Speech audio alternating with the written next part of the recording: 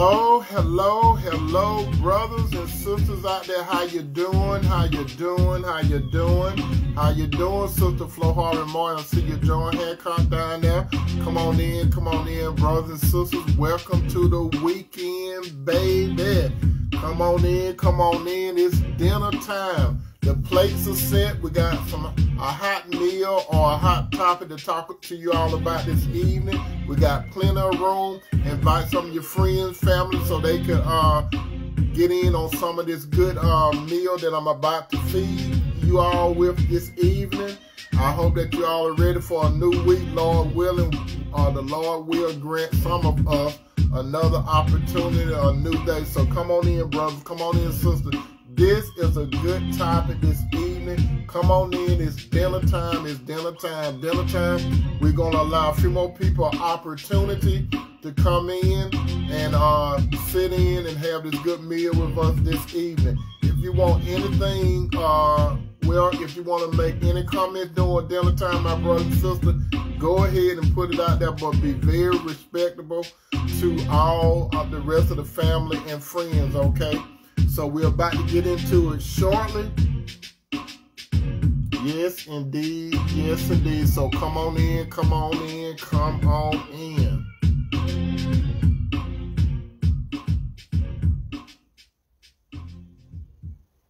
Okay, we're in the house. If this is your first time, my brothers and sisters are coming into this particular topic, what we're going to talk about tonight. Greetings. Allow me to introduce myself if you don't know anything about me and it is your first time at the dinner table. My name is Tony M. Toomer, and I talk about relationships. I talk about relationships of that between a man and a woman from a biblical standpoint. When I say a biblical standpoint, I believe strongly when we go to the book of Genesis that God had a unique relationship with the man Adam first. Secondly, he had a unique relationship with the woman Eve. He represented the woman Eve to Adam, and in the presence of God, Adam said, bone of my bone, flesh of my flesh, I should call a woman, because she came from man. So that's the position that I come from, my brother and sister, a relationship between that of a man and a woman. How you doing, Sister Spicy? How you doing? So we're about to get into tonight's topic at the dinner table, and you're welcome to say whatever you want to say, my brother and sister. You could go ahead and make your comment so all of us could learn something and see where you're coming from, okay? But tonight's menu, on tonight's menu, it would be what attracts a man to a woman, but he doesn't want to marry her. This is what we're having this is the dinner discussion tonight. What attracts a man to a woman, but he doesn't want to marry her? Now, this is what I want a lot of you sisters to realize. And if you are just in for the first time, any of you females, if you're in, this is what you got to understand. It's one key element that most women don't take under consideration or miss completely. And that is when a man loves a woman, he loves himself. But I'm going to get more into that shortly, okay? Again, sister, listen to this now. One key element that a lot of women miss is that, or don't even take up under consideration. You miss this completely, and that is when a man loves his woman, he loves himself. Not plural, he loves women, but his woman, a woman that he is committed to. Now, a man, my brother, and a man, my sister, should come into the relationship with a commitment mentality. Before the commitment, the man should be serious about life anyway. But when a man approach a woman, that man should approach a woman from being in a commitment mindset. And the only responsibility that the woman has is the responsibility of one or two options. That is to accept to be in a committed relationship with the man, or to reject the offer. That's the only thing a woman can do when it comes to a relationship, because the man's supposed to present the opportunity of being in a serious, committed, and covenant relationship. That's the man's responsibility, not the woman. So, brothers, when you approach a woman, you're supposed to have a serious mindset, and you're supposed to come to the woman like, look, straight up, I don't want to waste your time. I don't want to waste, and vice versa. But I'm looking to commit to a relationship. I'm not here to play games. And the woman, sister, listen to me carefully. It's easy for you. The only thing is you either accept or reject the offer. Now, sister, listen to this. And brother, you just sit back and observe. Sister, do you not realize that the action part of most men, the mindset of most men, and we're talking about worldly men, is three things that really on a man's mind, and that's from a world standpoint. That's power, money, and sex. You all got to remember this. The main thing that be on men's mind, it got to do something with some form of power. Money, that's getting the bag, and sex. This is on most worldly men's minds. However, when it comes to women, most men view them, sister, I hate to tell you this. Remember I say the top three things that basically consume a man's mind. There's some form of power, money, and sex. But when it primarily comes to a woman, most men, and that's worldly men, sister, they mostly view you as a sexual object. Most men. So I know you don't want to believe it. But there's a lot of men out there, they think they got the attitude, I could do it without a woman. The only woman that some men respect is the mom, their sister, and maybe their girl child. But most men, they look at women from a sexual object perspective. How you doing, Sister Cheryl E. Smith? Now, most of the time, the man looks at the physical. You understand that, sister? Most of the time, the man look at the physical and not the eternal part of you, sisters. So you got to understand that men do not normally be interested in your internal part. What do I mean your internal part? Your soul, what's going on, your mind, your will, and emotion. Most men do not focus on that. And I hate to be the bearer of bad news, but most men are worldly. So they look at you from an outside standpoint. As it is written in 1 Samuel 16:7. Again, as it is written in 16:7. 1 Samuel 16:7. Now, but the Lord said to Samuel, do not look at his appearance or his physical stature, because I have refused him. Now, check this part out very carefully. For the Lord does not see as men see. For men look at the outward appearance, but the Lord looks at the heart. You understand? So I'm telling you, my sister, the Lord looks at the heart. He looks at the heart of the man and the woman. Okay? But we're talking about a man that is attracted to a woman, but he doesn't want to see her. He doesn't want to marry her. Men look at you, sister, from a physical standpoint. I know you want him to see your intellect. Or, you know what I mean? I know you want him to see it, but most worldly men, they don't see you that way. Most worldly men look at you how your face look and how your body look and how quick he can get to your body. Some are more aggressive than others, okay? Now, there are some women out there. There are some women that disrespect themselves, but want a man to respect them. For example, there are some women that market themselves as objects before a man. Now, I just said that men, most men view a woman as a sexual object, right? And then there are some women out there that doesn't make it any better based on how they market themselves. Most women market them. How you doing, Sister Monica Kim? Most women, not all women now, but most women, they market their outward appearance. That plays right in the hand of what the 1 Samuel 16:7, it say, for the Lord does not see as man see, for men look at the outward appearance, but the Lord look at the heart. So there are a lot of women out there that you're marketing your appearance. You can look at it in person. You can see it on social media. Most women, not all women, is about look at me. Look at me. Look at how I look. Look at how I'm dressed. Look at how fine I am. That's what most women market, not all women. And if you're going to market your appearance, you just playing into the hand of basically what the Lord actually saying, because men look at our appearance. So all you doing is throwing yourself out there from a physical standpoint. Then on the backside, a lot of women, that's when you want the man to learn more about you. But if you present yourself, how you market yourself, because remember, it's a thing called first impression. First impression is a key thing.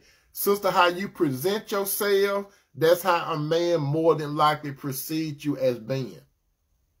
So how you present yourself, that's very important. A man should come into the relationship again to commit, and the woman's responsibility is to accept or to reject the offer.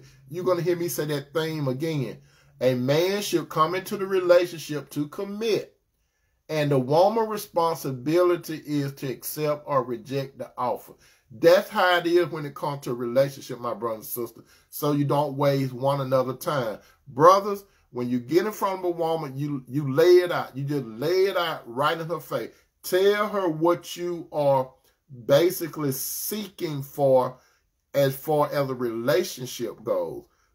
But you ain't got to at that point tell her your main goal, but you need to tell her what you're somewhat seeking for in a relationship.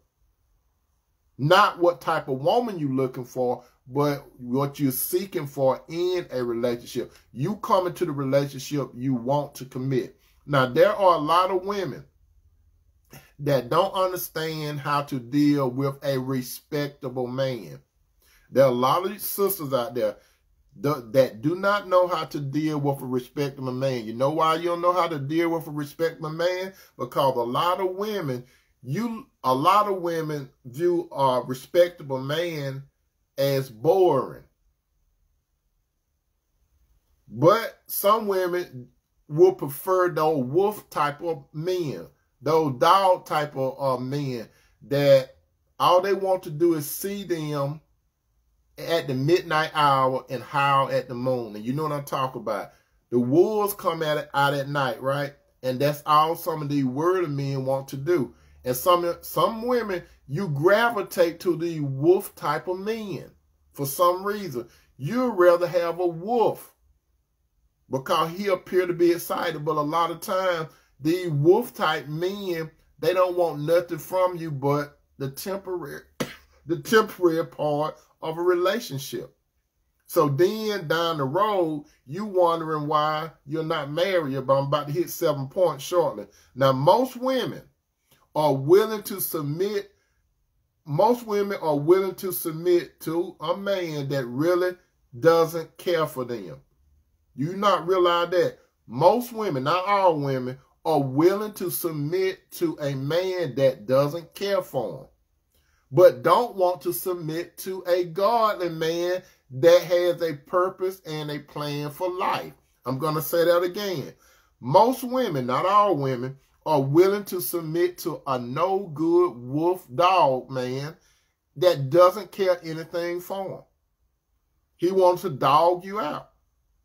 But then this other man, a godly man that has a purpose and a plan, don't want to submit to him. Now, submit is not no form of slavery. It's not. But that's how a lot of women are. Some women have so much lifetime baggage because they have been dealing with the same type of man. Some women just don't know what to do with a good man. When a good man come in the front, or some women don't know what to do with him because most women are used to toxic men and toxic relationships. So therefore, a lot of them cannot identify a respectable man that got a purpose and plan for life. Now, what attracts a man to a woman, but he doesn't want to marry her? Now, do you remember the statement that I said earlier, my brother and sister, what I mentioned earlier? I said one key element that most women don't take under consideration is that when a man loves his woman.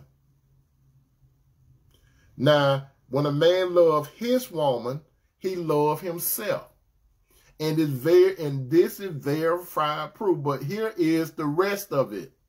Listen carefully. When I said his woman, when a man loves his woman, and you all know the three hurdles that I always throw out there. He's serious, he's committed, and the covenant part, as it is written in Ephesians 5:28. Ephesians 5:28. Ephesians 5:28. In the same way, husbands ought to love their wives as their own body. He who loves his wife loves himself. That is a committed man. A committed man get into a covenant relationship with a woman. Now, no man cannot claim to have a woman unless he have got serious with her. He committed to her verbally. He told her, he said, look, I want you to be my wife. And he commit to it. And then they do it. This is where this statement come from. It said in the same way. What does the in the same way? Prior to that, in 5:27, it had Christ loved the church. That's why it started with 5:28. It said in the same way. That's what we're making reference to. Husbands ought to love their wives as their own body. When a man loves his own body, that represents his own flesh, okay? Because when Adam seen Eve, when the Lord represented Eve to Adam, Adam said, bone of my bone, flesh of my flesh, I shall call her woman because she came from man. So, how you doing, Sister Ron? So, when Sister Ron said, what about a 5-year engagement? Let me pause. I'm going to address this right now, Sister Ron. Every man, and I have said this over and over again, we men, all of us, and I'm about to come out the playbook, we know whether or not we want to marry a woman within a short span of time. We know it. It doesn't take over a year to know whether that woman is the wife material. And I always say, we put a woman in 1 of 3 categories mentally. That is temporary, long term, or that's permanent. What does temporary mean? I see you every now and then. I'm not going to say we got a relationship. We meet up, we do whatever. I don't want to know that. I don't have to know that much about you. I can know a little sketch about you. You don't have to know that much about me, but we'll get together every now and then. Temporary, permanent. That's where you coming from, Sister Ron, 5 years engagement. That falls into the category of temporary or permanent. What do I mean by that? The man may say that he's serious. The man may verbally commit, but he's a liar. No man gonna take no woman no legit man is gonna take no woman 5 years to marry. A man should know within less than a year whether he see that woman as a wife. Because the man, remember, this is the main phrase that I was saying throughout the broadcast, a man should come into the relationship to commit. Not to play games. He's supposed to come into the relationship to commit. And the only thing the woman's supposed to do is accept and reject. Now, a man that string a woman along over a year, this man, I'm going to hit 7 points why he doesn't want to marry her. A man that would be engaged to a woman for 5 years, it was not no engagement ring. It was not no engagement ring. He went into a jewelry store and said an engagement ring, but it was not an engagement ring. And you brothers and you sisters, you all know what I call those kind of rings. What type of ring that is when a man don't set a date or commit? Do you all remember what type of ring I call that? I'm going to give you about 20 seconds. Some of you know what type of ring I call that. What type of ring is it that a man give a woman and he's not intending on marrying her, but he cloaks it as an engagement ring? Do you all remember what type of ring that is?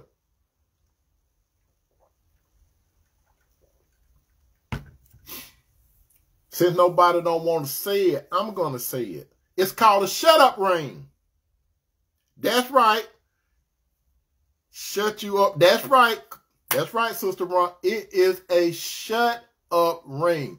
Shut up. That's what it is. It's not an engagement ring. It's a shut-up ring. And he have no intent. It comes down to this proverbial saying, not proverb, but proverbial saying, why buy the cow when you could get the milk free?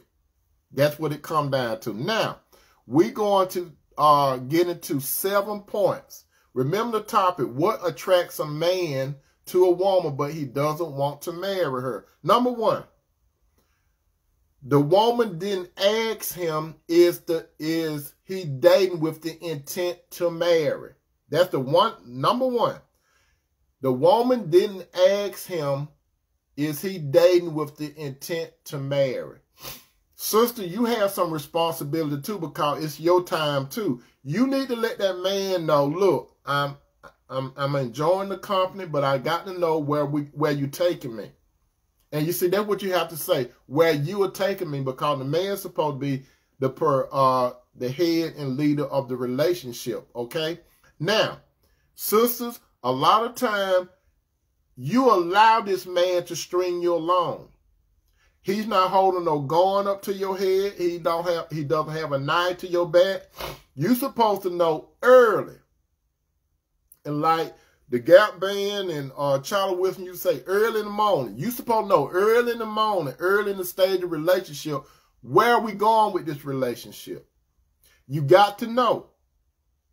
When you go on a trip, you want to know where you're going. You just don't go up there and just pay your money and say, give me a ticket. Just look at it like this. When you want to go on a vacation, you just don't give people the money and just pick out a destination. No, you pick out a destination. The man know it. The man know he's either going to be serious. And that serious part is, now let's go back. He's either going to be in a position where you temporary. That's where most of you sisters at anyway. To most men. Because remember, most men look at the physical part. So most men, and a lot of men aren't thinking about being married, to tell you the truth. So most men put a woman in the temporary category. That's where a majority of the women are at. In the temporary category. Now, the second group is the temporary permanent. The man would move into the woman's house. She would move in with him, or she could have her own residence. He could have her own residence. Then they have a long-term relationship, boyfriend, girlfriend, hubby, wife. You know what I mean? How you doing, Sister Enya? That's permanent, temporary, but that's where the shut-up ring come in at. Now, the permanent part, that is when the man let that woman know, look, I'm interested in marrying you because I got a plan, a purpose in life, and I want this relationship to be we, us, and our. Number 2, some women play the part of a wife, but he still didn't see you as a wife. You understand? You played the part of a wife, but he didn't see you as a wife. And this particular group, I'm calling some of you Christian sisters, right? Some of you Christian sisters, you are wife material. But you put yourself in a position you're dealing with a worldly man. And some of you, even if it's some brothers of the church, you need to quickly leave them alone. And quicker than that, you need to leave the worldly men alone. Some of you Christian sisters, you are captivated by a worldly man for whatever reason. You shouldn't be dealing with no worldly man anyway, because all he could do is give you the things of the world. That's all he interested. He think by buying you stuff, by doing things according to the world pattern, that's love. A worldly man cannot love you. That's why a lot of women, you're suffering right now. Some of you sisters have married these worldly men, and they're not giving you what you need. They're not feeding you. What I'm talking about, they're not feeding you your soul. They're just feeding you your body and external things, but they're not feeding you from the inside. So you have a sense of emptiness. And you can't blame the man. If the man doesn't have a relationship with Christ, how can he love you? A man that doesn't have Christ do not know how to love you. A worldly man don't know how to love you. He know how to like you. He doesn't know how to love you. Worldly men, there's some married sister now, you have married a worldly man.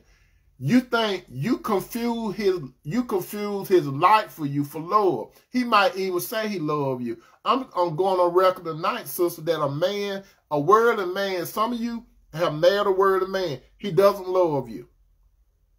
If you married to a worldly man, he doesn't love you. Yes, he bought you that big house. Yes, he give you money. Yes, he take you on an exotic trip. Yes, he does all the worldly things. But he doesn't have the capacity to love you if he's not in Christ. The only way, remember I always say, no man coming to this world with a manual of how to love a woman. And neither does a woman know how to love, can tell a man how to love her. Christ know how a man's supposed to love you, sisters. You don't know how, sister, you don't know how you need to be loved.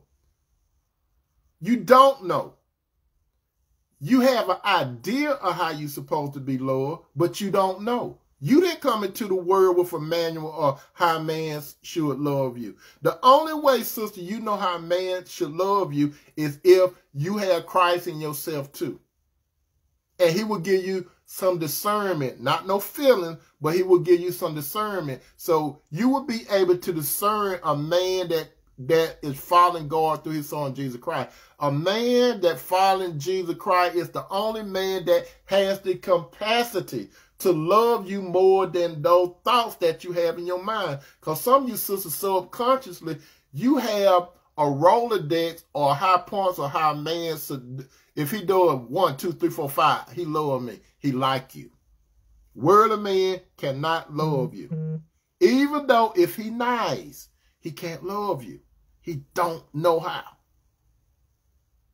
Number 3, subconsciously, you thought that you could change his mind because you prove yourself. What do I mean by that? Subconsciously, you thought that you could change his mind because you proven yourself. At the beginning, this man and you start dating and seeing one another, right? And he appeared to want to be in a relationship. He appeared that way. He acted the part that he want to be in a relationship. He was acting. He could get an Oscar. He could get a Grammy. But you were sincere, and you were still, and you know you wife material. You know it. You know you are a virtuous woman. But this man, subconsciously, you think you could change his mind to be the man what you want him to be. Sister, you're not Jesus. You cannot mold a man. You cannot build a man. Neither can a man build you. You stepping into Jesus' grounds. No man would change for you. Listen to what I'm saying, sister. Men don't change for women. Men have to change for Jesus first. Then he could change to be a good man for you. He will be an imperfect man, but he will be a man for you. So, sister, you cannot change a man. You could threaten him. You could hold back on stuff, but you can't change him. Because change come in the heart. It doesn't come from the physical. It comes from the heart. And the only way he's going to change is if he have a relationship with the Lord. Everything links back to Jesus. You got to understand that everything linked back to him. So, subconscious, sister, you can't change his mind. Number 4. You were in a relationship that's called friends with benefit. Now you want to change the term of the contract. Again, you were in a relationship that called friends with benefits. Now you want to change the terms of the contract. This man, this goes to permanent, this goes to the temporary permanent. You all decide to be serious. You decide to be committed. Right? But you did not decide to get married. But now, you giving that man all the best years of your life. You give him all the goodies in all kinds of ways. But it's just friend with benefit. You playing a role, you playing a wife. He's playing a husband.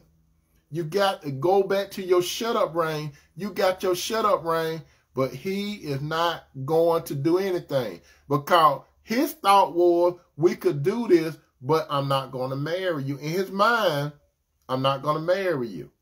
And sometimes verbally he could say, I'm not going to marry you. But you think some kind of way you got that special power that's going to make him change the relationship from friends with benefit. It rarely works. So that's why a lot of you sisters, you get angry when a man drop the relationship, he go marry somebody else. You know why? Because you were not the one.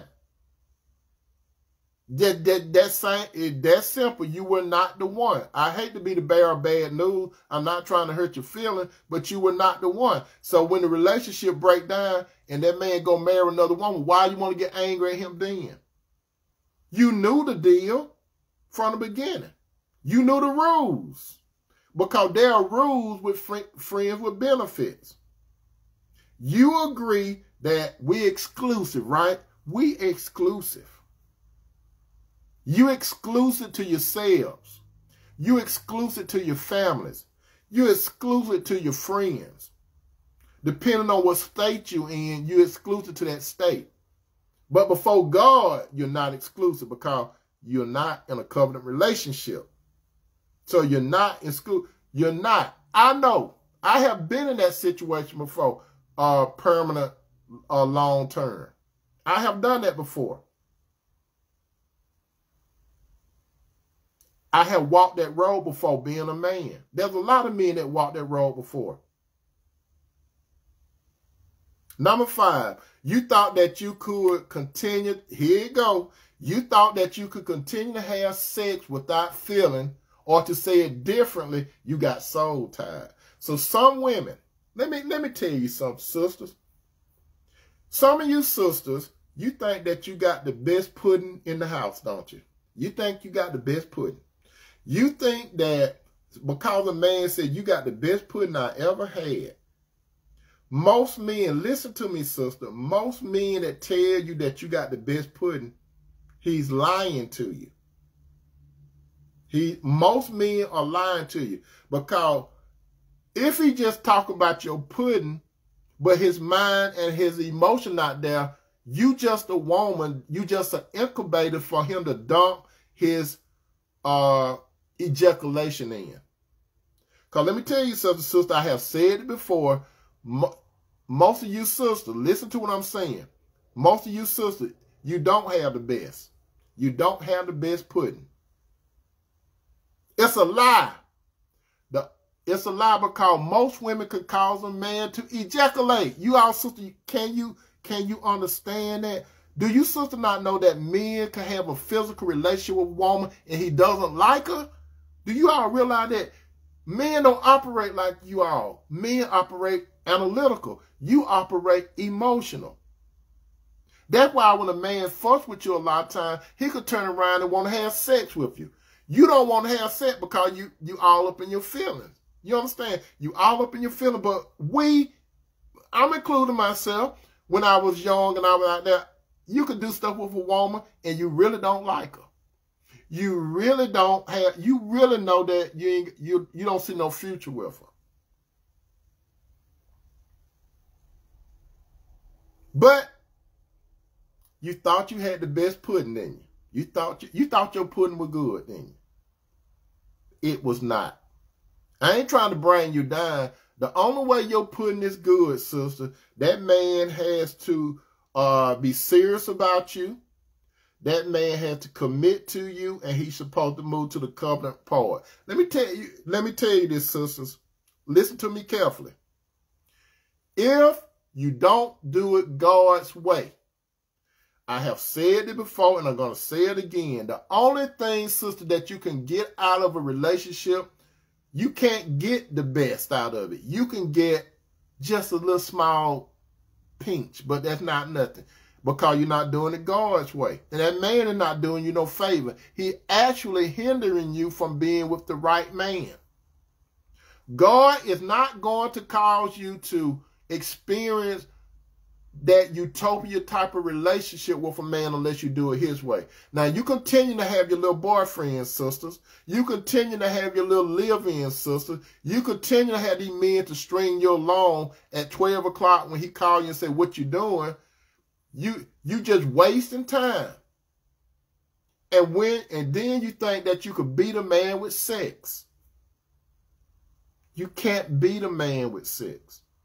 I need to tell you that you can't beat him with sex. You could give him all the Jell-O pudding you want, but you can't do it. Cause that don't keep a man. Some sisters think if I give him some Jell-O pudding and I slip in a baby, that would do it. That don't do it. A lot of time that run a man away. You give him some Jell-O pudding, then you have a baby come out of it. A lot of time that man will be gone.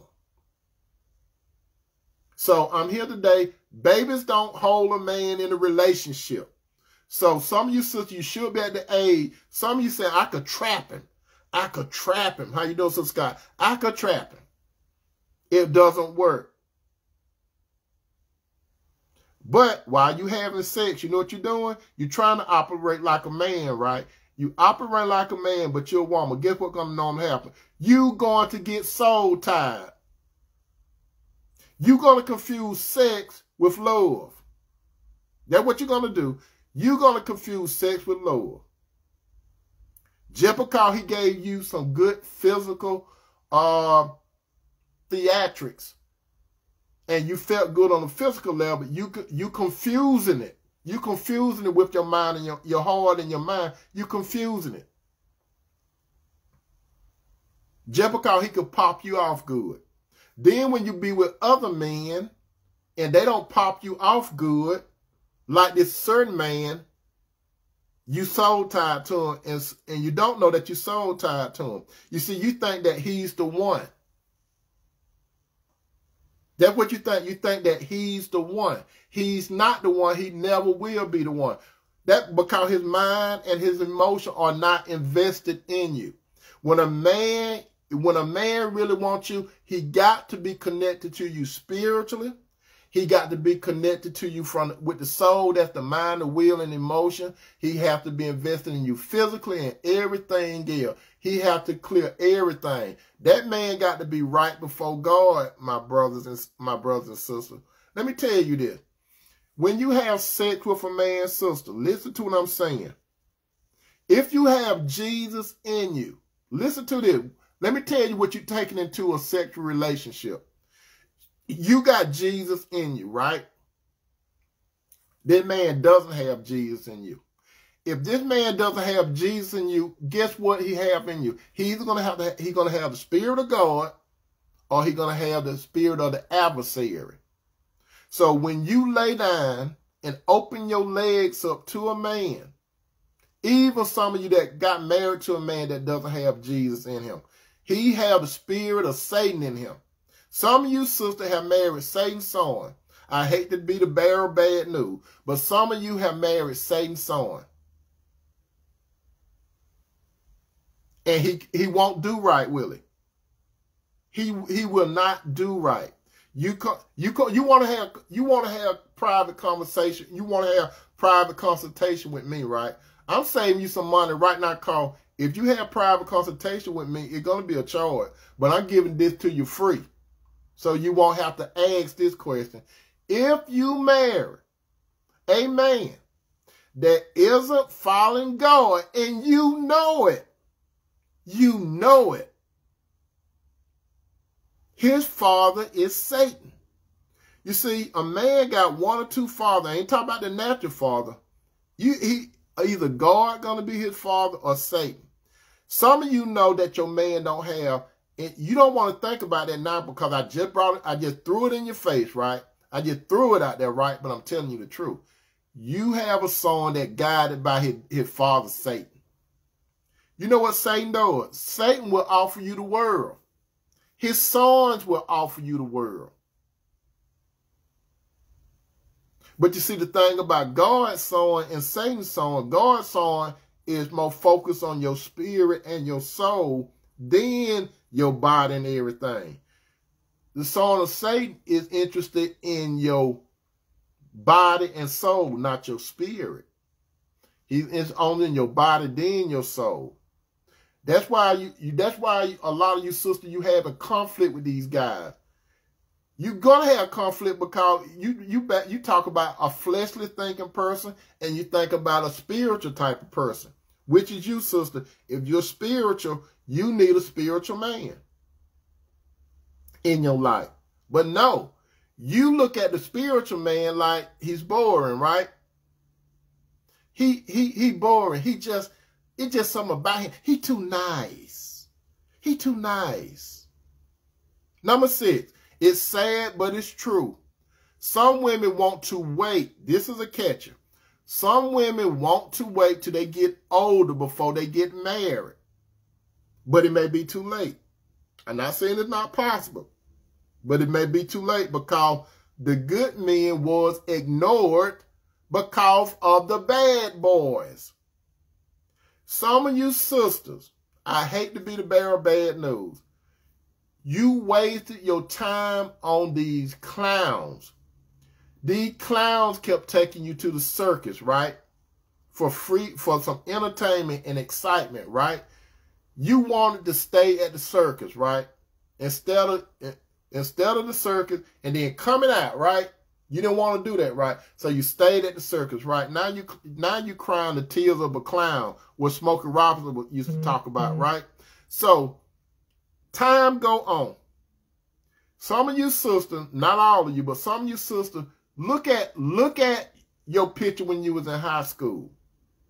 You see how you used to look in high school? You don't look like that no more, do you? You notice a lot of time when you was in high school, a whole bunch of guys were hitting on you, right? And some guy might be hitting on you right now. But if you be true to yourself, as you get older, lesser guys going to hit on you. They're not saying no men not going to hit on you, but your ratio, when you was young, more men came after you than it will be when you got older, right? Now, in your youth, there were some men that approach you. And they genuinely wanted a relationship with you, but they just didn't have it, right? Because they just didn't have that, did they? So you probably went to college, right? When you went to college, there was some guy probably that you met. They did not claim no fraternity, did they? They went in no fraternity, right? So since he wasn't in no fraternity, he was not a cool guy, was he? Now, he was doing nothing wrong with a fraternity now. Don't get me wrong now. But he had other things on his mind. But you were hooked up on the man that was doing all these signs and stuff, right? But this other man, he could have been focused more than the guy that crossed the line, right? And you got carried away in that stuff. Let me be clear with you, sister. Listen to what I'm about to say. Let me tell you, when I say sisters, I'm talking to sisters that go over the black race. So don't think when I say sister, I just talk to blacks And don't just think when I say brothers, I'm talking just to black. When I say brothers and sisters, I'm talking about brothers and sisters of Christ, right? Now I'm going to be a little specific. Some of you sisters, when you went to college, if you notice this, a lot of the white women, they go ahead and try to get married. They go ahead and try to get a man tied down. Check out what I'm saying. A lot of the white women, they try to go ahead and get a lot of men locked down. And they go ahead and try to marry the man while he in college or once he trying to get out, right? A lot of you black sisters, not all you. Now listen, I'm just being realistic. Nope. You don't want to do it, right? You can further your education, but you want to push the marriage part off, right? You want to push it off because you want to go get your PhD and all that kind of stuff when you can get your PhD and go ahead and get married. Like a lot of the white girls do. You see what those white girls do? They try to see, you know, I got to be realistic. What these white girls do when they're in college, they either going to fit, some of them are going to finish college or not, right? Okay, Becky and Brad, right? They're going to try to fit a college. They'll go ahead and get married and then they'll go ahead and do it. Becky still might go to college and stuff. You know what I mean? She still might go to college. They go ahead and plan the children and everything. But a lot of times, sister, black sister, you got to listen to me. You are told, keep going, keep going, keep going. Don't depend on no man. That's what you're taught by some of your mamas and daddy. Don't depend on no man. Becky and them be told that too, but they also be told, go ahead, make sure you position yourself for when you get out of college.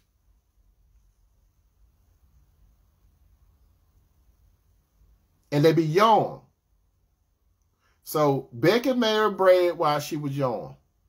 And they go ahead and sacrifice and everything, but they get established. Because they think about family wealth and everything. But a lot of times, we aren't taught those type of principles. So, sister, what happens? Some of you're taught to be a strong and independent woman. Listen to me carefully. There's nothing wrong with being strong and independent. But listen to some of my black sisters.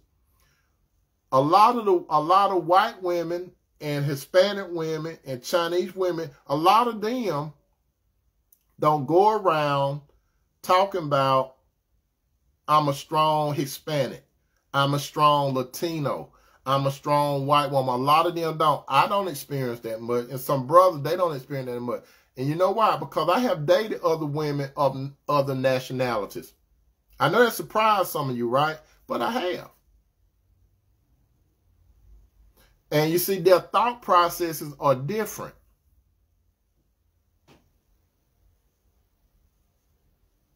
But what happens, sister, you get older, right? You get older and older and older. And once you get older, nothing wrong with you establishing yourself. Nothing wrong with it. But you see, a lot of time when you go back into the home life, a lot of women aren't taught how to prepare to be a wife. You're not taught, and a lot of guys aren't taught to prepare to be a husband and a father. It's like an on-the-job thing. When it happens, you have to learn right then. A lot of us not taught to be, a lot of fathers don't bring their sons up teaching them how to be a husband and a father. A lot of women aren't taught to be wives and mothers. It happened when it's happened. We're supposed to be prepared for it. But in a lot of cases, we don't. So, sister, you get older and older and older, right? You get yourself together, which nothing wrong with it. And then that's when you're ready to settle down. But the guys that was interested in being with you, they probably got married or they gone somewhere else. And you were playing around with this other guy that ain't got nothing. A lot of you were making more money than the guys. And when you talk about a house structure, you got your house, You got your income, you got everything together, and a lot of guys that you deal with, they don't have their stuff together. Katrina said, my father always said not to depend on a man. You see, that's what I'm talking about. You shouldn't, per se, depend on a man. You're supposed to depend on God first, but a woman should be prepared to be a wife and a mother. Because when you go back all the way to the book of Genesis, God's original plan was for a woman to be a helpmeet to a man. That was God's original plan. So when Adam and Eve messed up, those plans were modified. Sister Doug said, so what if a woman, man is spiritual, say they Christ-like, but you feel they don't love you? They are narcissists with a lot of foolishness. In that case, Sister Douglas, if a person is in Christ, a narcissist is a person about me, myself, and I. If that person is in Christ, whether it's male and female, that person is supposed to have the mindset of we, us, and our. It's no longer mine, me, myself, and I. So a narcissist is a person that thinks the world spins all around. Katrina, she said, I no longer say strong but resilient. Good, that's good, Katrina, but I learned over the year. Amen. So you understand, my sister Douglas, if a man had the spirit of Christ in him, his verbiage will be different. His thought process, well, first of all, his thought process will be different. It'll be about me, myself, and I. Because when a man had Christ in him, a man would approach a woman from a Christ standpoint because he studied Christ. He prayed to Christ and he studied Christ.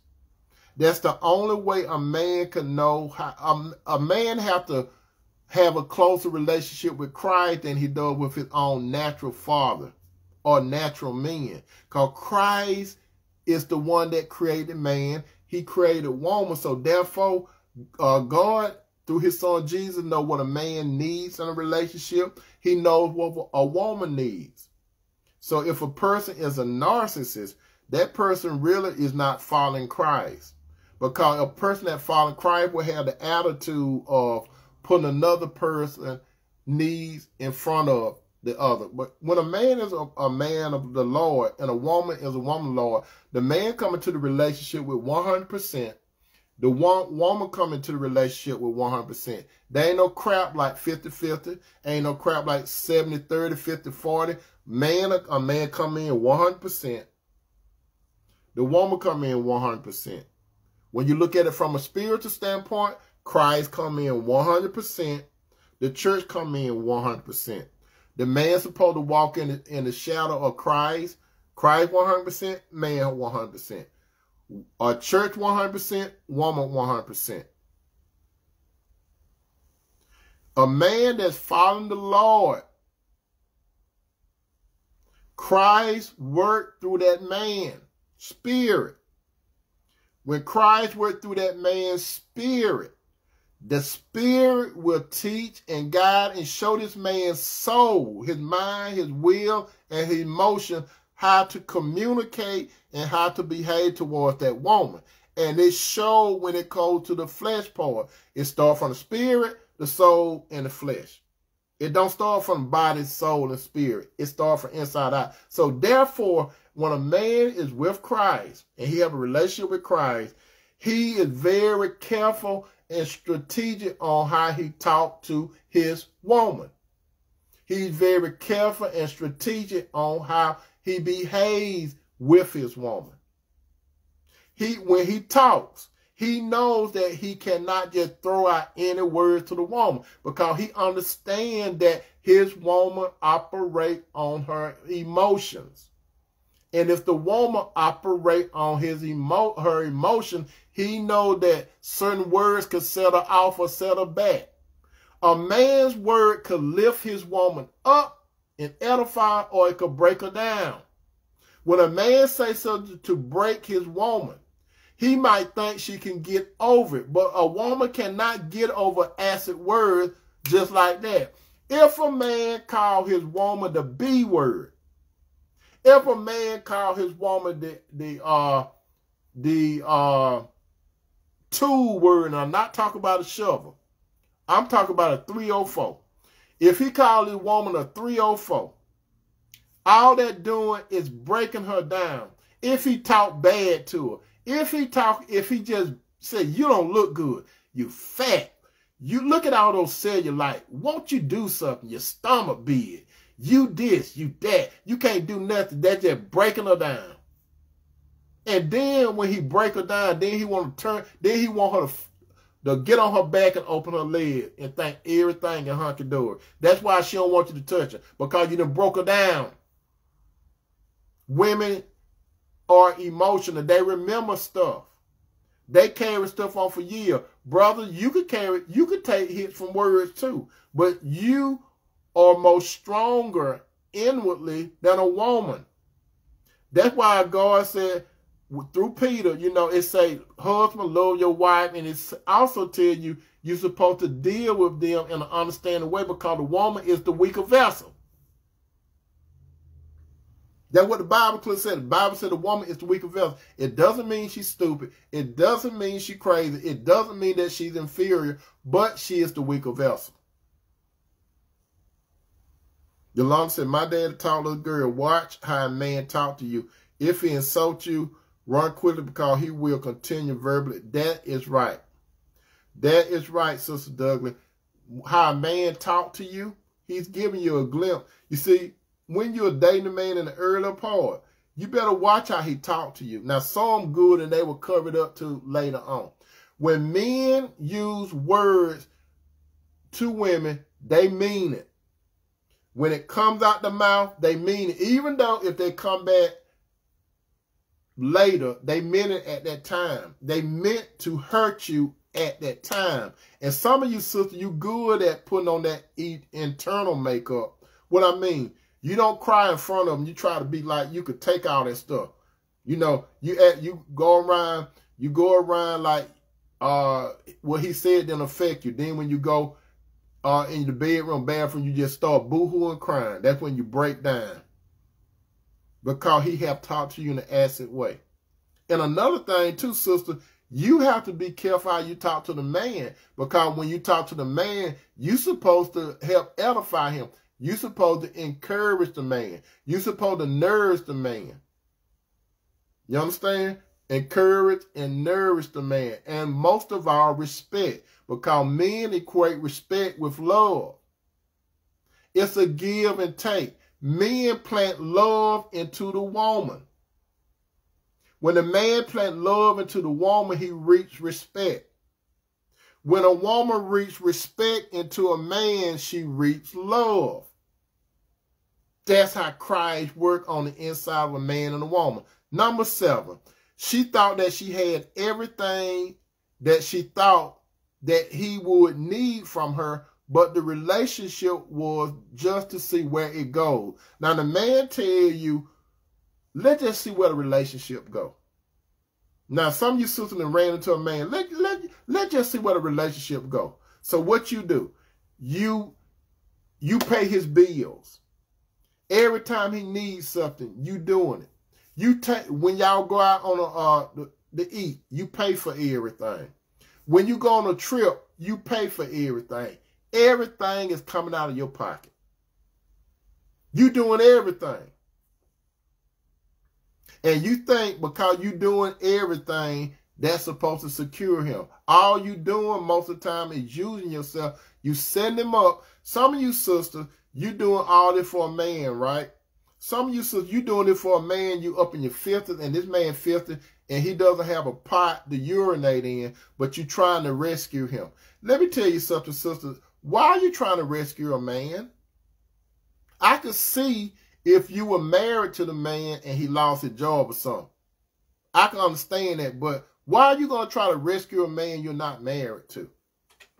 That just doesn't make no sense. When God created the man and he created the woman, Adam and Eve messed up, right? A man's job is to love God first, love himself, Love his wife. The wife thing, too, is to love God first, respect her husband, because women have to talk to be loved, too. And that's a passage in the Bible, I think in some titles, where the older women are supposed to teach the younger women how to love their husband and take care of the children. That's in the Bible. You have to have some older sisters to teach you with the Spirit of God. But some of you sisters, you try to make the man. And some of you sisters, what you do, you build a man, you build him up, and once you build him up and gave him everything you had, you think that you're going to be the wife at the end, right? And then he turned on you and marry another woman. Because you thought by your good deeds that that man was going to be yours at the end. Now you got the attitude that all men are dogs. All men aren't worthy. It's just that you made the wrong decision, sister, and you got with the wrong man. You thought you could rescue him. You can't rescue a man. A man's supposed to have a life purpose. He's supposed to have, a man's supposed to have his stuff on. To be realistic, sister, a man's supposed to have himself together before you entertain him.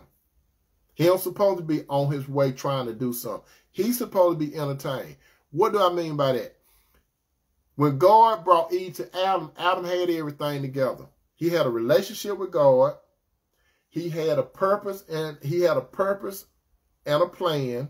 He also had a boundary not to violate God by that tree. You all know about that. Adam had everything when God brought the woman to Adam, and that's how he found Eve. He did not have to go looking for a woman. The Bible don't tell a man to go look for a woman. It never tell a man to go look for a woman. It tell a man that findeth a wife find a good thing. How does a man find it? A woman? God put her right in his face. Bam. God said, here she go. Bam. I did all the leg work for you. Just identify. This the one that I brought for you. But brother, you have to be careful because devil got some women too. And the only way you're going to be able to determine a woman of God, brother, you have to depend on your discernment. And sister, you have to depend on your discernment when it comes to be in a relationship with a man, whether or not you're going to say yay or nay to his proposal. Sister, let me say this before I go out. Some of you sisters, start getting on your knees.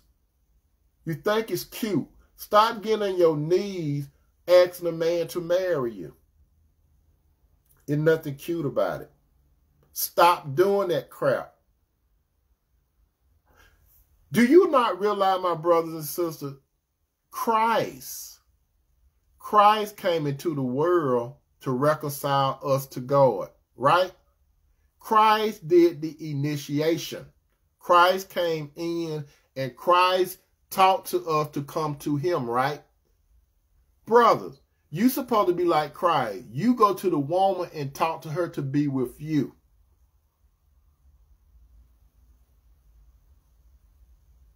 When you talk to a woman, brother, you tell her your intent.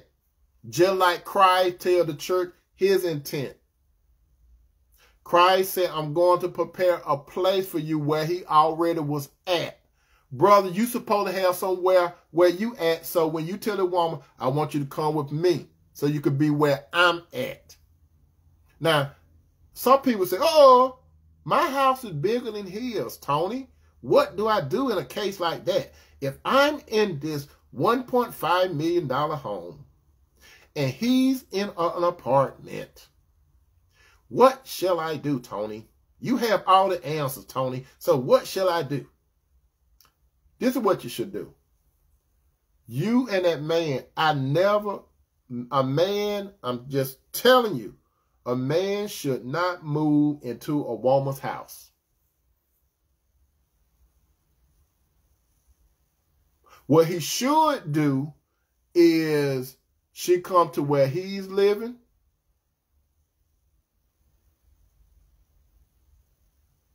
You understand?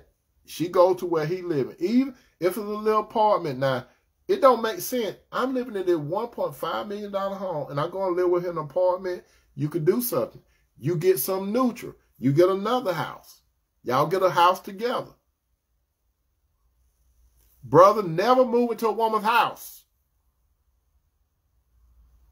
That's her house. It's not your house. Just because you get married to her, you think they're going to be your house, that's her house. Get into an argument, and she's going to tell you, this is my house. Those bills come in with her name on it. If those bills come in with her name on it and you open it, she might say, why you open that bill? We married. Why did you open that bill? It's my name on it. Well, we married. This my house. She may give you the bill and say, pay this. You don't ever want to do it, brother. Don't ever move into a house with a woman. A woman was not made for you to move in with her. There's nothing scripture about it. Now, some people say, is there any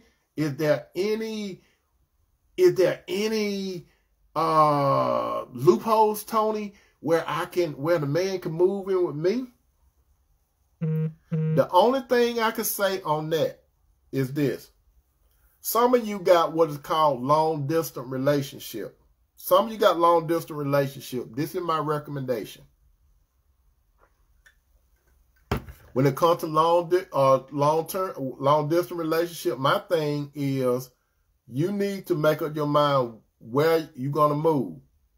More so, the woman should move to where the man is at, because he's supposed to be the head and leader. However, if that man if he could get a job where she at, I'm still saying, even brother, if you don't go to where that woman at, if you in Georgia and she in Texas, do not go live in her house and then y'all gonna get married later.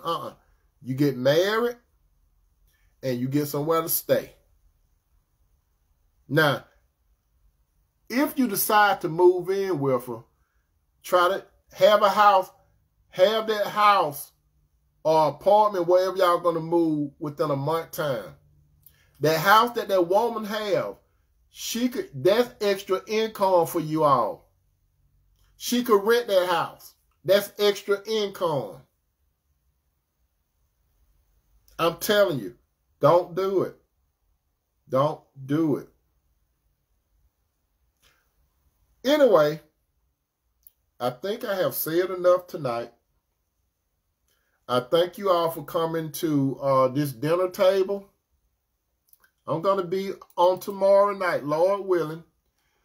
And some of you all familiar with Pat, right? She was on my show last week. Pat's supposed to be on tomorrow night with me.